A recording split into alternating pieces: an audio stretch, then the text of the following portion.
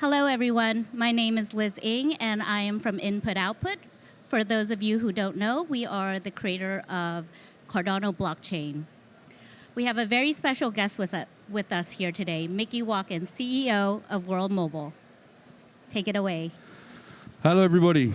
Good afternoon. I hope you're doing well, and thank you very much for the turnout.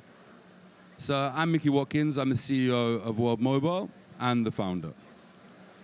Imagine a world where everybody has a telephone. Imagine a world where everybody can pull out their telephone, communicate, bank, and that's the world we live in, right? People are on the telephone right now. People have been on the telephone here. This is being live streamed.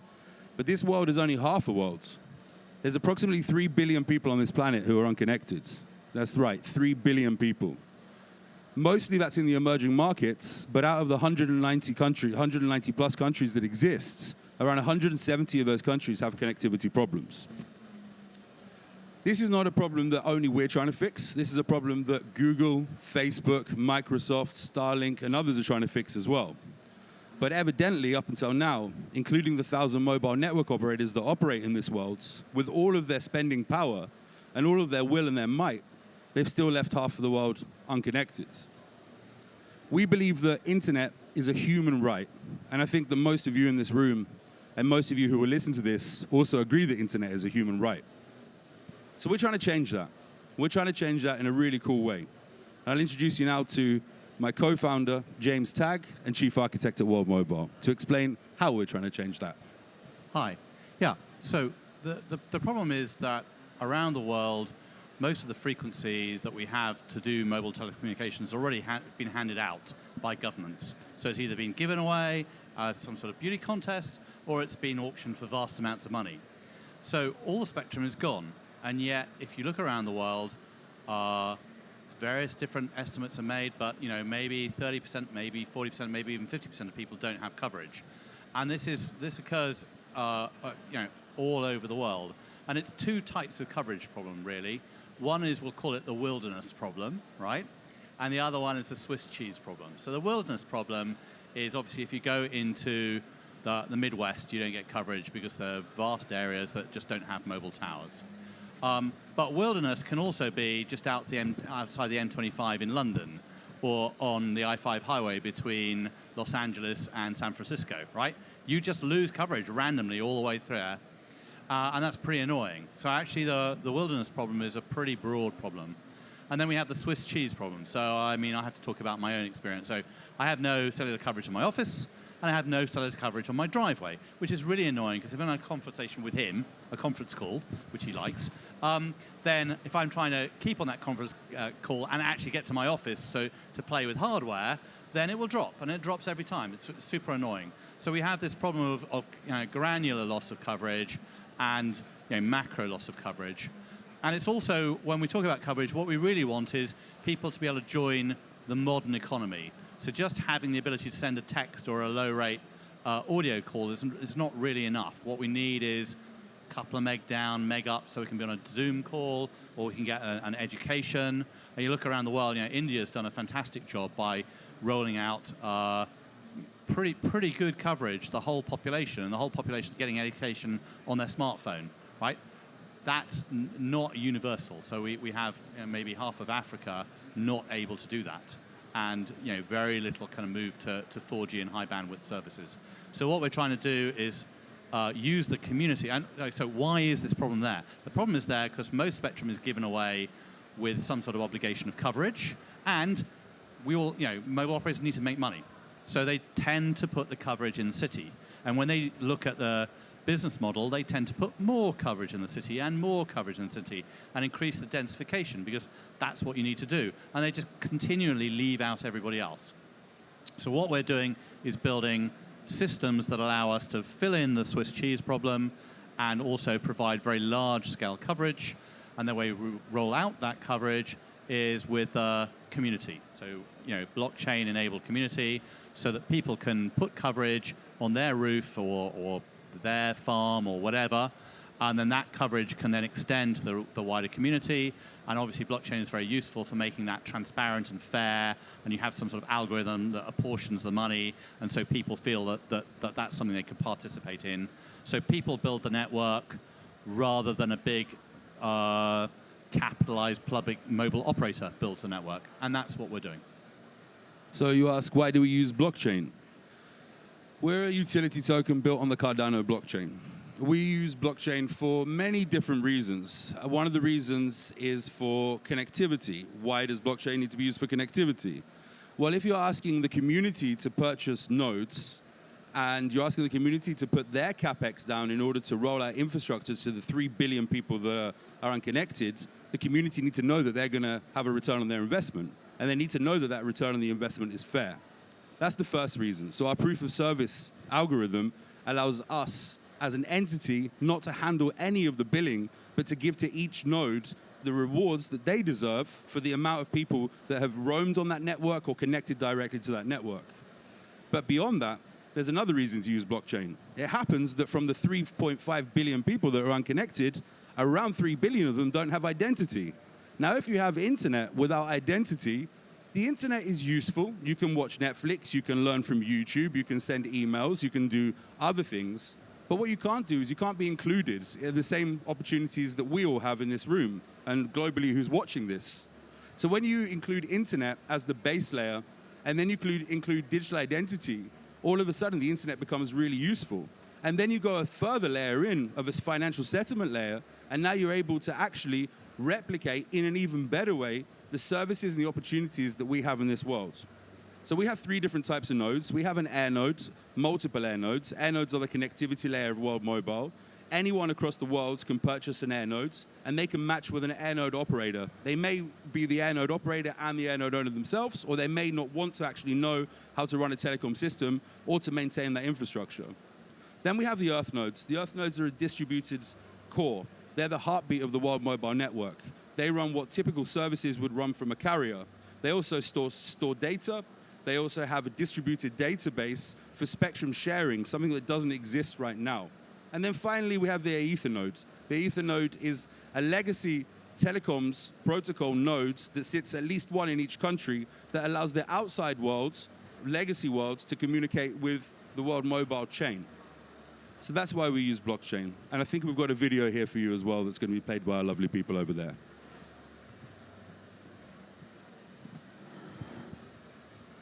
Soon. Half the world can't speak to the other half.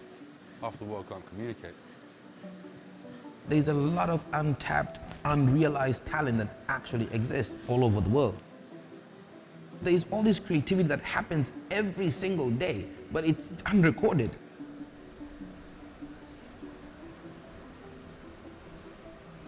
You can learn a good thing from the internet. I learned a language. I never go to school to learn it. I start on the internet.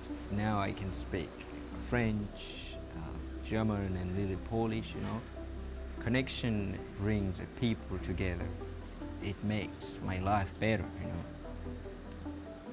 We believe that every single human on this planet has the right to access the internet to contribute to the world at large. We're saying we're going to go after the unconnected, and it is actually feasible.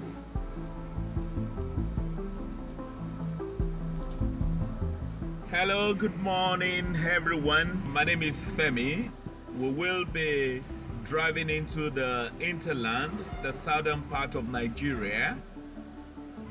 Our focus and intention is to go to about 5 rural villages to find out about their use of mobile internet and the significance and importance of mobile internet to these locations. The road is really bad. We wouldn't be able to continue with the car. That shows you how very rural this place is. This is the rural settlement in the Ofarise, and apparently they don't even have a network here. But the only problem we have there is the road and the network service. If we want to call our customer, we don't be able to call very well because of the network service.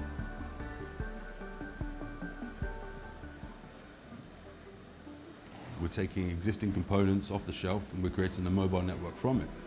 So we're in a wonderful position where, although we are starting now, the last mile is actually here and is within sight.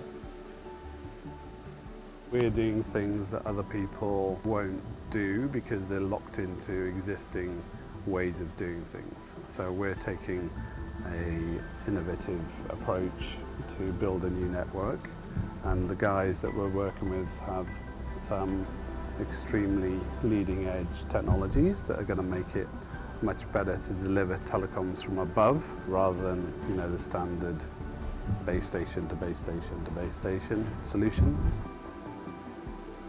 A network built by the people, for the people. We're bringing tether balloons, house-to platforms, wireless mesh, a new dynamic mobile network, and you're bringing them all together into this new way of doing things. Nobody's done it before. What does it mean for the people on the ground? What does it mean for the unconnected? It means everything. It's a brand new world. It's a world of opportunities. It's a world where the digital divide is bridged. It's a world of identity. It's a world where we can all be equal. So on our network, as the blockchain operations, you're rewarded for running the nodes and validating transactions. You also earn additional rewards for providing communication services, network services on top of the blockchain operations. Key to the growth of World Mobile is the sharing economy. That's the magic, that's the recipe. Because we really are stronger connected.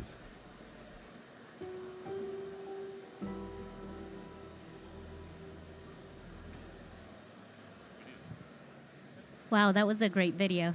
Thanks, guys.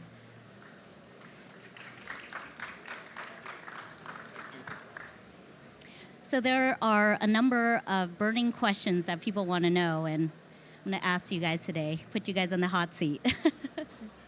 So, James, can you tell us how the dynamic network works and what makes World Mobile innovative compared to traditional mobile networks? Okay, so there are a few things that we need to do with a network that's provided by a community that we don't need to necessarily do with our regular network. So one of the obvious things that we're doing is pushing out the range of the network massively.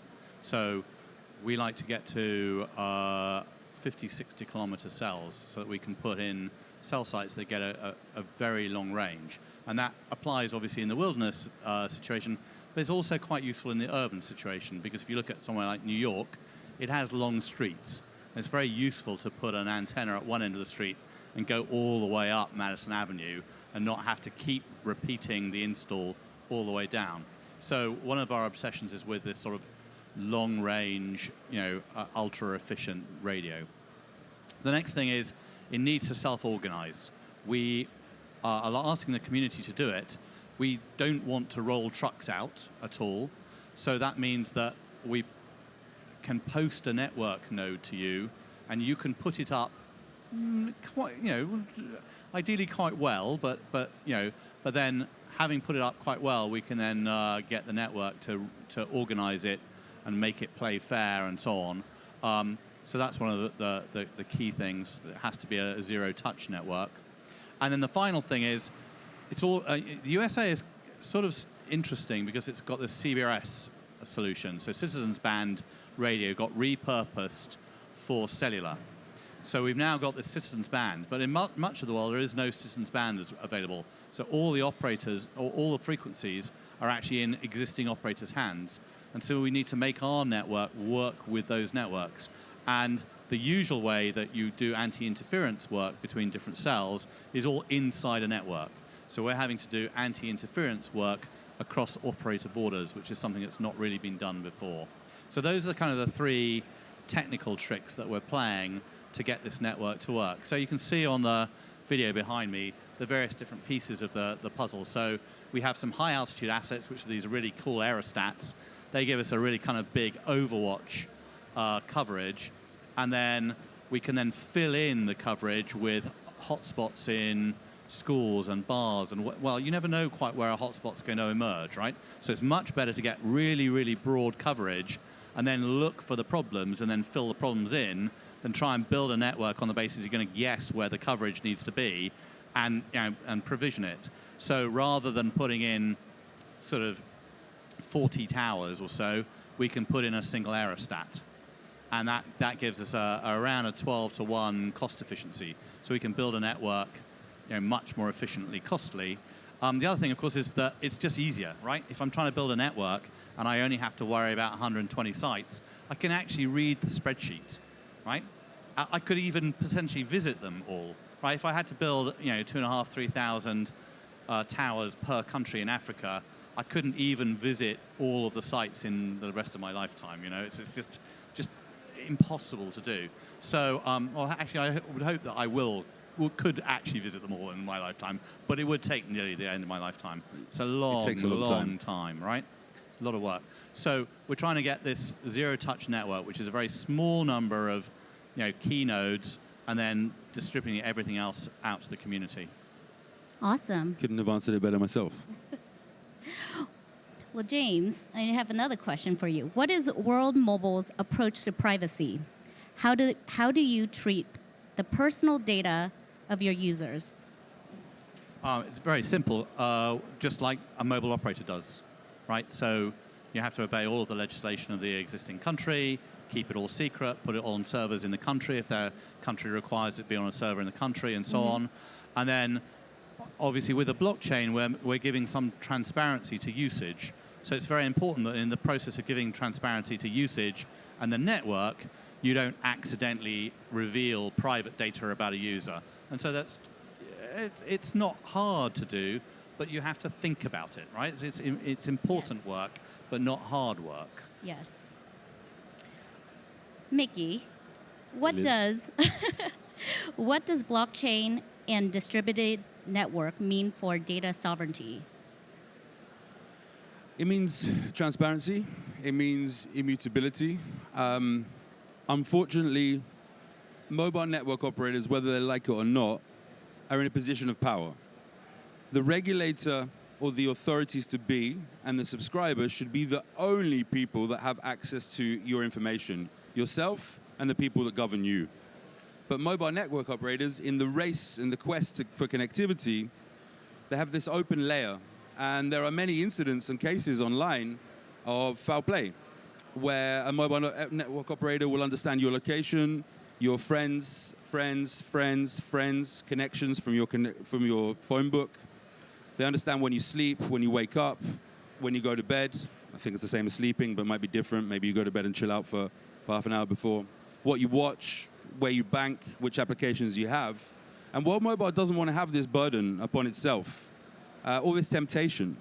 So by giving a private key, a special mechanism that we've created for the end user, the subscriber, and the regulator, we can hold our hands up and say, we're complying, we're doing everything a mobile network needs to do, but we actually cannot see your data. So the World Mobile was born with this concept in mind, first of all. Where can I go to bring a privacy solution back to the people that they're going to adopt? Where can I go so that you have the same information under sovereignty, self-governed, that Facebook and WhatsApp and Google have, which inherently makes it less valuable for these companies? What we don't promote is people sharing or selling their own data, but inevitably this will happen. But at least you have a choice, and you're able to track and seek through the blockchain where this data has gone, and World Mobile can hold its hands up and say, hey, we believe value-added services and other ways to make money, not taking your privacy. That's awesome. Thank you. How will World Mobile compete with traditional mobile network on the call price and I'm sorry, let me start over. How will World Mobile compete with traditional mobile network on the price of data and calls? Right, so this is a very interesting question. So James earlier on alluded to the fact that our network is much cheaper to build. However, when you walk into a country, you buy your mobile network operator license, you buy your ISP license, you combine them both as a hybrid. There is some elements that you can choose to reduce the call price and the data price for the end user. But ultimately, you're regulated by the regulator who says, hey, you can sell 1 gigabyte for a maximum of X, and you can sell 1 gigabyte for a minimum of X. It's not to create an issue in the market. So actually, World Mobile will sell at the lowest price that it possibly can, and using our hybrid network with an ISP and an MNO, we're able to reduce the price quite significantly when we're hoping at least half the price of anything that's out there right now. But the real winners of this network are the node operators, because with the 12 times reduction, they're the people that actually earn from the benefits. And we're not talking about $100 billion, or we're not talking about $500 billion. We're talking about a $2.8 trillion market without any financial services added on top of that. So the winners here are the sharing economy, and the second winners are the subscribers. And we are fighting to be able to reduce prices with regulators, but you can't fight so hard with regulators, because otherwise you don't get to build a network for 1 billion people. But yeah, that's how. Oh, wow. How does the sharing economy benefit those that live in the unconnected areas? Right, so the sharing economy is a very interesting concept. In fact, we've seen it with Airbnb, we've seen it with Uber. In fact, we've seen it with helium. We saw the appetite for a sharing economy. The business model wasn't quite right, so the sharing economy didn't work, but it didn't stop 1 million nodes, or almost 1 million nodes, from growing. So how does it benefit the communities? In a very special way. So that you have Airinode owners and you have Airinode operators. An Airinode owner can be here in New York and can find an operator that's sitting in Kenya. Immediately, this benefits the local economic situation. Not just for the Airinode owner who's earning that revenue, but for the operator. So what we've seen so far in East Africa is we've doubled the national income from the people that are operating Airinodes. We've allowed villages to be able to take opportunities into their own hands, and for them to be able to grow their village in a phenomenally quick amount of time, and to be able to have 3 pubs where there were only 1. 2 shops where there was only 1. Fishermen to be able to not have to take microloans to be able to buy fishing boats, because they can actually trade immediately. And how does it benefit the people? I think that's pretty self-explanatory. When you have internet, when you have digital ID, when you have financial inclusion, you can now apply for loans, you can now save money, you can now enter online courses, you can identify yourself.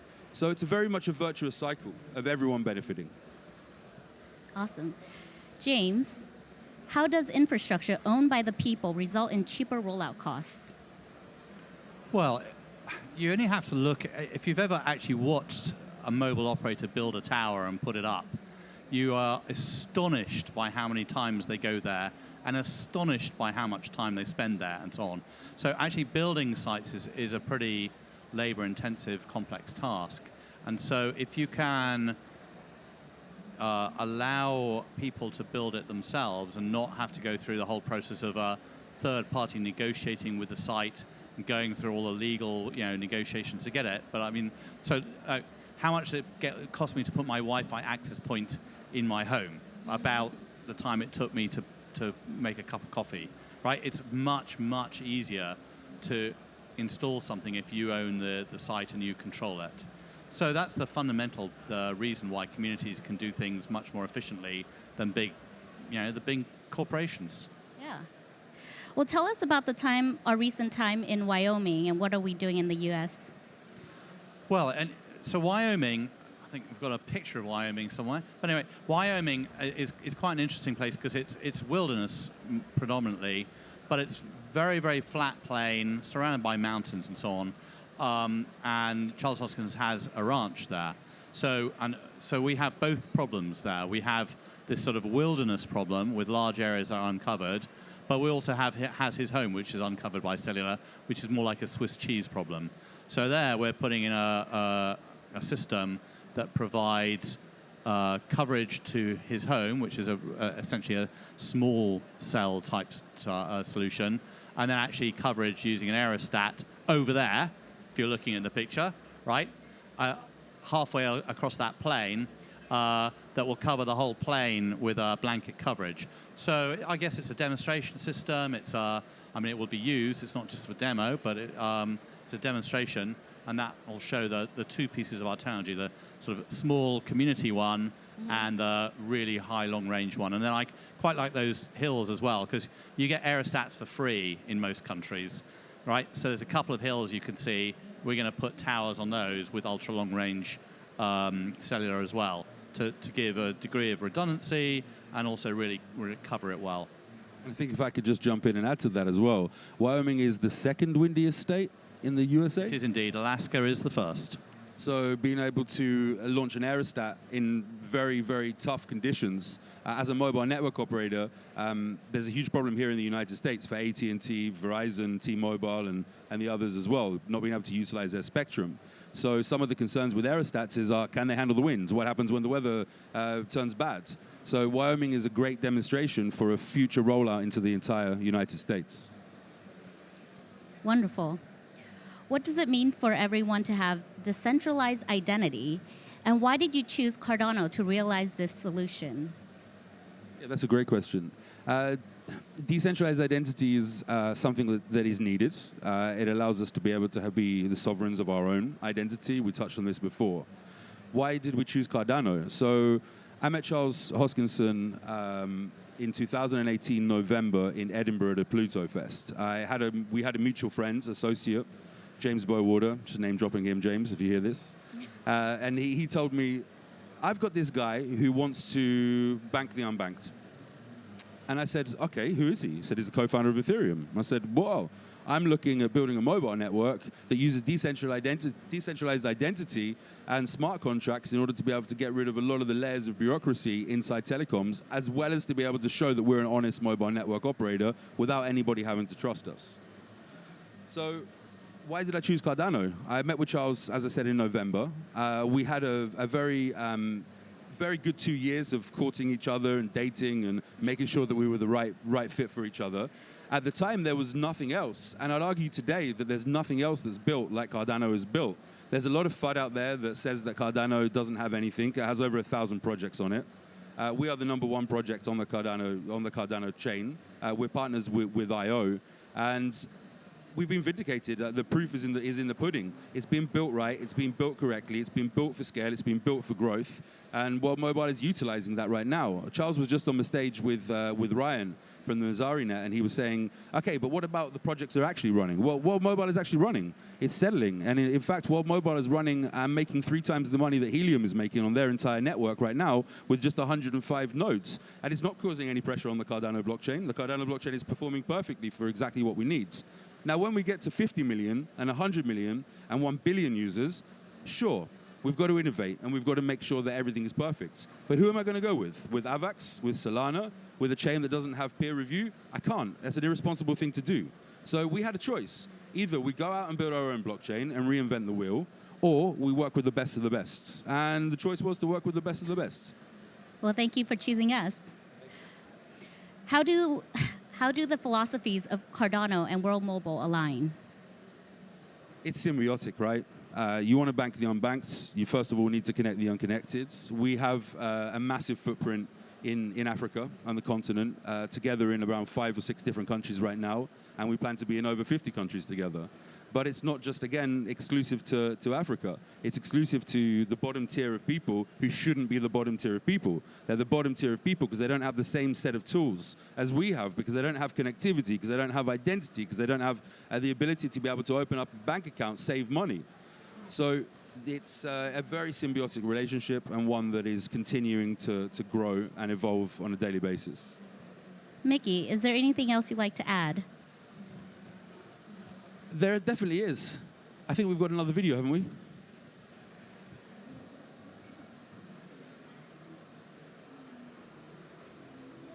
This is a spice farm. I'm Alice, and we are in This is a spice Jozani farm Forest. that we set up with a very middle-class From here lady where we are, we in don't have any Zanzibar. mobile connection at all. We'll have to probably walk down the road and also raise your hand up and wave around to get network. And it's also a very interesting place because we have Jozani Forest, we have spice, we have a turtle sanctuary, a butterfly center, all in one area. It could be a big touristic center, and then there is no connection. Internet connection is very important for our whole business and our whole purpose. We are trying to build a project that's going to involve spices and a spice farm tour. Another side project would be like education, free education for the villagers in English and computer sciences and about the spices that we are growing, so we could develop people who would run the spice farm right here. Everything into them, even a mere thing as planting a plant, it's with passion and with, there's like a ritual or a song that would sing to the plant. It's beautiful when you see them at work. Mimi natumai skuli ikifunguliwa mimi nitakuwa mstari wa mbele kwa sababu lengo langu naona itakuwa na mwelekeo wa kukamilika kwa sababu mimi nilikuwa napenda kusoma. Najifunza lugha ili niwe tour guide na nataka niwe hapa kwetu Zanzibar. The future should be like training locals, later employing the locals. Everything, I want everything, the planting, the touristic center, the school center, it should all be involving the local people.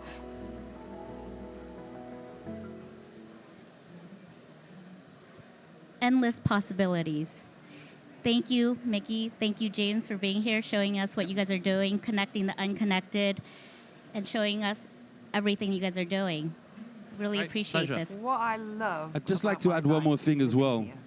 We're in, family we've touched on this ourselves, that the emerging markets are where the biggest opportunities and where the absolute needs for the world to be connected. Right now, we can only speak to every 1 in 2 people. We cannot share music, we cannot share culture. It's very difficult for the emerging markets. But this is a huge problem also in the United States and in the United Kingdom as well. We're now in the position where our network that was born in Africa is actually surpassing many of the technologies that are over here in the Western established worlds. So we're now rolling out in the United States. We're using low Earth orbit satellites. We're working with several providers out there in collaboration and in partnership as well. And I think there is one final very short video for you to watch, which is utilizing Starlink as a connection in order to connect the unconnected in a very affluent area in Wales, if you know Wales, in the United Kingdom. Single day is going to be different. You can plan as much as you like, but you just never know because we live very much by the tide and the weather.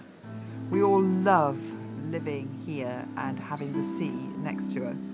And so if it's a beautiful day and the sea is just perfect, then we will probably go and play on it if we possibly can, and we'll do the jobs that we need to do later. So my father was born here in 1915, and many, many years later, my mum came on the scene and the farm went up for sale. And the bank wouldn't lend my mother the money because she was a woman, and my father wasn't happy about signing the loan, and so they wouldn't give it to my mum. So she went and borrowed £2,000 from our neighbour, and she bought the farm. And then in the war time, they had some evacuee boys here, and afterwards they came back with their family to show them where they'd been evacuated to. And the family said, "Can we put some tents up?" And my parents said yes, and that was the beginning of the caravans and the camping here.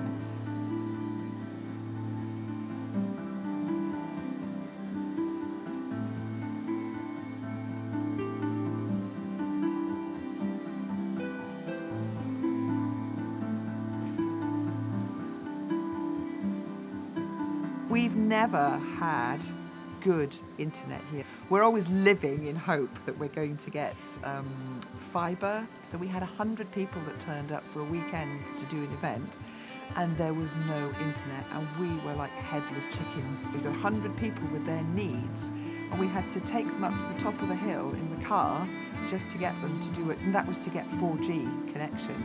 We rely on the internet, so if it's really bad, there's 10 of us here who are trying to work in various businesses, all that need internet connection.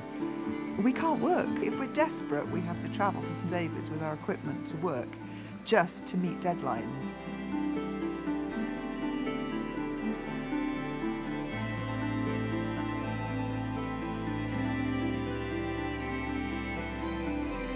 So you see, when the UK has brought in compulsory spectrum sharing, which is a change in the market, right? And this is starting to happen around the world.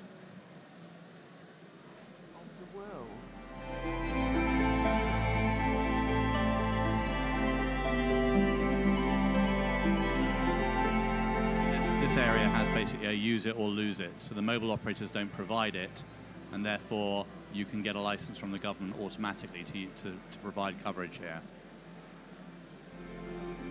So time to close it out. Thank you very much for listening to us. I hope very soon and know very soon that throughout the United States, Europe, Africa, you will all be roaming on the World Mobile Network, a network that is powered by the people, and a job that hasn't been able to ever be done alone. but together we're unstoppable.